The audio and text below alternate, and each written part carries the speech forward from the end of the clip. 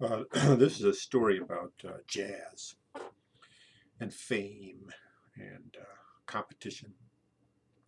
It was in 1980s. I was like in my 30s and recently married. And it was in the part of marriage when we are really lovey-dovey, can't keep our hands off one another, embarrassing our friends with public displays of affection. And we were in Chicago visiting a friend of mine. I always kind of thought of him as my coolest friend. He lived in the Lincoln Park area of Chicago, and he takes us out for I think it was Iranian food, and then he took us to the Green Mill. And I don't know if you've ever heard of the Green Mill. The Green Mill is one of those legendary bars in Chicago, and they always have live music there, usually jazz. And I guess the reason it's called the Green Mill, or like this is what I heard, is that at one point Al Capone, the famous gangster, owned it. And he would use it to launder money. I don't know, money that he made from prostitution or who knows what. And so that's why they call it the Green Mill. I don't know for sure if that's a true story, but that's what they say. It's a long, narrow bar, and it's just a fabulous bar. It's got the stage at one end. And we go in and we sit right up in the front. I can't believe it. I'm at the Green Mill. And the band is it's a quartet, jazz quartet, and and they're like older guys. They're older than me. Maybe they're like in their 40s. And there's a sax player. I think he's the leader, and a drummer, really good, inventive, very inventive drummer, and a piano player and a bass, I guess it was. And I'm drinking bourbon and I'm enjoying myself. And I love sax players. I don't know if you know Lester Young, made a lot of records with Billie Holiday or like Dexter Gordon. Man, at the time, I thought Dexter Gordon was the coolest guy on earth. I mean, if I could play one instrument, I can't play any instruments, but man, if I could, I would play the saxophone. And this guy's good. He reminds me a little bit of Coltrane, but like early Coltrane. And I'm whooping, and I'm using the hell out of my friend because I'm the kind of person I never whoop. I hardly even laugh very loud. And if you can get a smile out of me, that's considered an accomplishment. So here I am, drinking bourbon and whooping in a bar over this jazz quartet. All of a sudden, there's this big commotion behind us, and the crowd is like turning away from the stage and looking back, and I hear some noise, and all of a sudden I realize people are saying 501, 501, it's 501, it's a 501 kid. And I realize a kid is coming into the bar. He's like maybe 14 years old. He's carrying an instrument case, like a saxophone case, and he's with an older guy who I assume is his father. And I think, who the hell is this kid? What's he doing in a bar? This is way past his bedtime. It's like a weekday night. He should be in school or he should be in bed or something. And 501, it's a 501 kid. And I finally realize what I'm looking at. And the 501 is the 501 jeans. Levi, the company Levi, they had a brand of jeans called 501 jeans. I don't even know if these things still exist, but they were advertising the hell out of them. And in the commercial that they made, this kind of hip commercial, they had this kid. He's like 14 years old and he's playing the saxophone, and he's really good. And I guess the jeans are associated with, I don't know, cool music and a cool kid. And if you want to be cool and young, you should buy 501 jeans.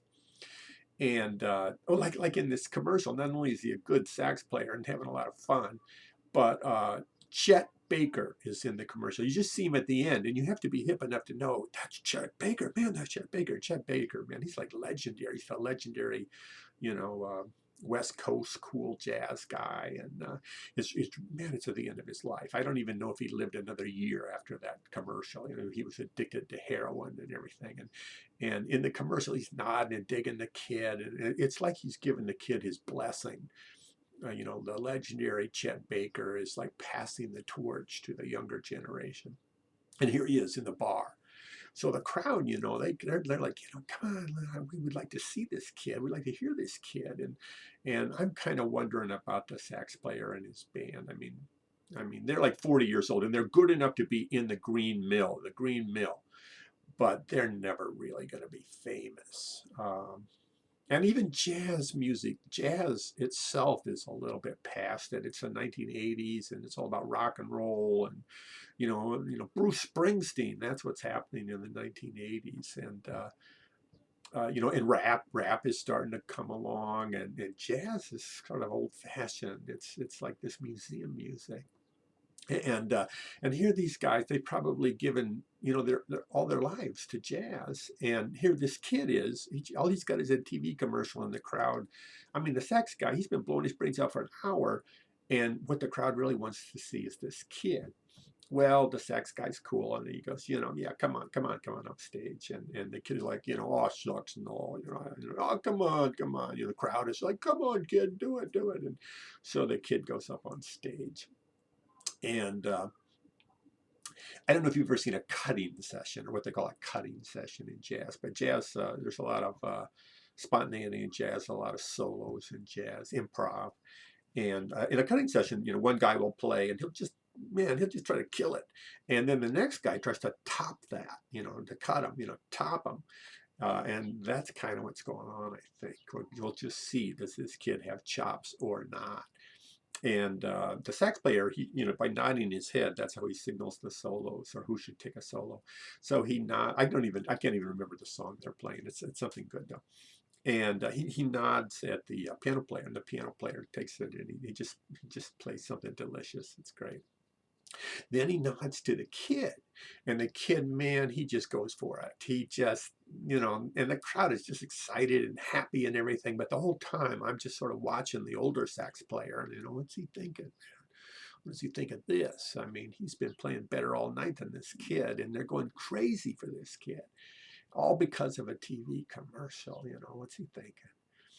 And then the sax player takes his solo, and man, he just, God damn it, it's beautiful what he does. It's just, and it's like he won't stop. He's going and going. It seems physically impossible what he's doing. And I realize he's doing a technique called circular breathing. I don't know if you've ever seen it, but you don't really take a breath because you're always taking a breath. You breathe in through your nose and you blow out through your mouth, and you do this simultaneously, and you can just go and go and go and go and like blow without stopping. It seems, if you've never seen it before, it's like a miracle is happening right in front of your eyes. And the crowd just stands up. The crowd just goes insane, and we're cheering, and he won't stop. He won't stop. He's going, and my eyes switch over to that kid. I think the kid, he's probably reduced to a puddle of goo, but that's not what happens. The kid is, he loves it. He's into it. He's just so happy to be there and to see this thing and listen to this, the same thing that we're all listening to. And I don't know. I think I learned something right there. I didn't care about, the old guy and the young guy and how the old guy should win. Or I didn't really care about fame or any of that. I was thrilled to be there. That's what art is about, really. The thrill of life and joy, that connection, the beauty and passion and skill, the skill to deliver it all mixed together, pain and joy. I was with the woman I loved and a good friend and listening to music. That's what it's all about. Life in the moment. That's jazz.